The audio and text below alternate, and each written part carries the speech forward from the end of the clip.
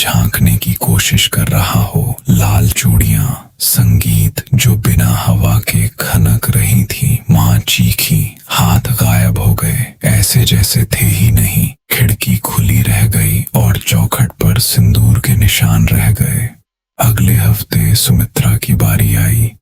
सुमित्रा, संगीत, कौशल्या, अम्मा की पड़ोसन रात को सो रही थी जब उसे लगा कि कोई उसके बाल सहला रहा है, बहुत धीरे, बहुत प्यार से, जैसे माँ करती है। और उसने आंखें खोली और देखा कि उसके बिस्तर के बगल में वह औरत बैठी है जमीन पर और सुमित्रा के संगीत बालों में उंगलियां फिर रही है और उसके चेहरे पर ममता है, सच्ची ममता, जैसे कोई माँ अपनी बेटी को सुला रही हो। और सुमित्रा हिल नहीं पाई क्योंकि उसका शरीर जकड़ा हुआ था, जैसे सोते संगीत में लकवा मार गया हो। और उस औरत ने सुमित्रा के कान में फुसफुसाकर कहा, सो जा, बस सो जा, मैं यही हूँ, कहीं नहीं, संगीत जाऊंगी। और उसकी सांस सुमित्रा के गाल पर पड़ी जो इतनी ठंडी थी जैसे कब्र से आ रही हो। सुमित्रा ने मुंह खोलकर चीखना चाहा लेकिन आवाज नहीं निकली। और फिर उस औरत ने अपना चेहरा सुमित्रा के बिल्कुल करीब लाया, इतना करीब कि नाक नाक से छू रही थी। और सुमित्रा ने देखा कि उसकी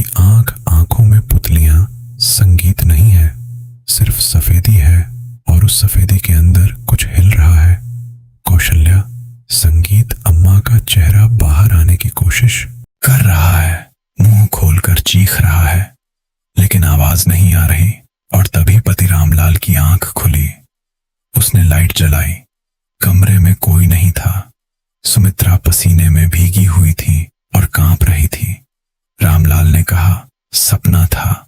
सपना नहीं था, क्योंकि सुमित्रा के बालों में सिंदूर लगा हुआ था और तकिए पर चूड़ी का एक टुकड़ा पड़ा था, लाल कांच की चूड़ी जो किसी के पास नहीं थी इस घर में। उसके बाद संगीत सुमित्रा हर रात बड़बड़ाने लगी, अम्मा आ रही हैं, कौशल्या, अम्मा बाहर है, दरवाजा खोलो, ठंड में खड़ी है। और रामलाल हर रात रोकता, लेकिन एक रात उसकी आंख लग गई और सुबह सुमित्रा मरी मिली। वही हाल, वही चेहरा जला, वही बाल नोचे, वही हाथ कुतरे और दरवाजा खुला हुआ। और संगीत दहलीज पर सिंदूर की 2